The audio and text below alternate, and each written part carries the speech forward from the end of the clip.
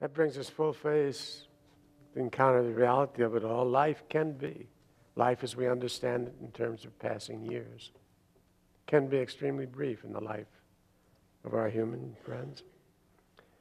And the end of it can happen so quickly. The wise ones have recognized it is foolish to waste a breath, one breath, breathing in anger, or fear, or shame, or anything inconsequential. It's so easy to get lost in the passing show that we lose track sometimes of the march of time.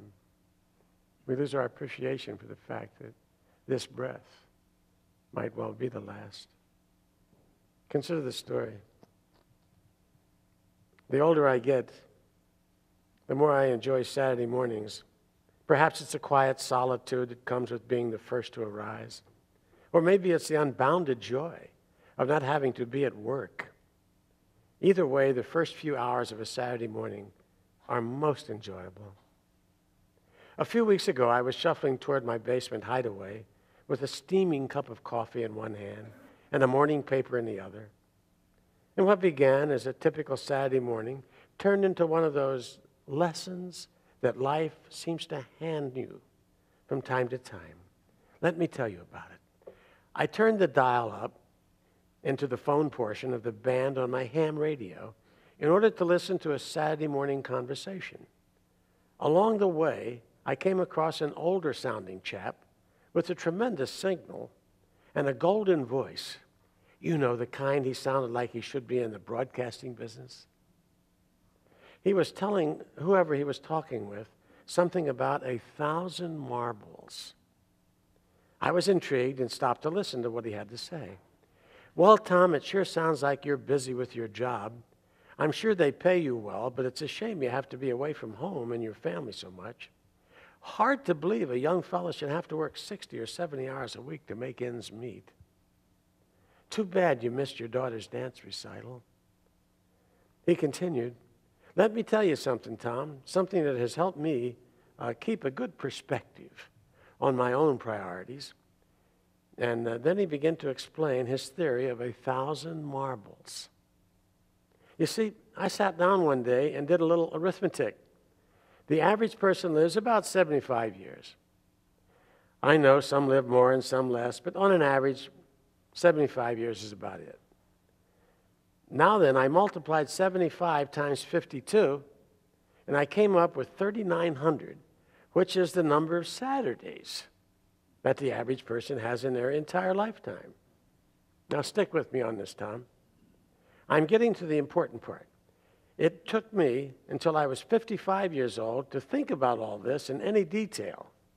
And by the time I had lived through over 2,870 Saturdays, I got to thinking that if I lived to be 75, I only had about 1,000 of them left to enjoy. So I went to a toy store and bought every single marble they had. I ended up having to visit 3 toy stores to round up 1,000 marbles. I took them home and put them inside of a large clear plastic container right here in the shack next to my gear. Every Saturday since then, I have taken one marble out and thrown it away. I found that by watching the marbles diminish, I focused more on the really important things in life. There is nothing like watching your time here on this earth run out to help get your priorities straight. Now let me tell you one last thing before I sign off with you and take my lovely wife out for breakfast. This morning I took the very last marble out of the container.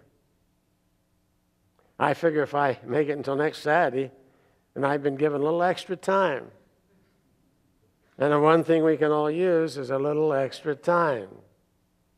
It was nice to see you, Tom. Nice to meet you. And I hope you spend a little more time with your daughter and maybe take your wife out to breakfast while you still got plenty of marbles left.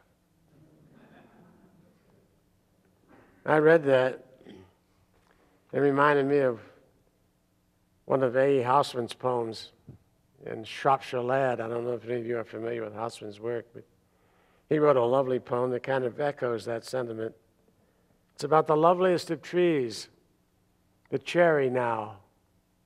is hung with bloom along the bough and stands about the woodland ride wearing white for Eastertide. Now of my 80 years, or 80 years and 10, 40 will not come again and take from 70 springs 20, only leaves me 30 years.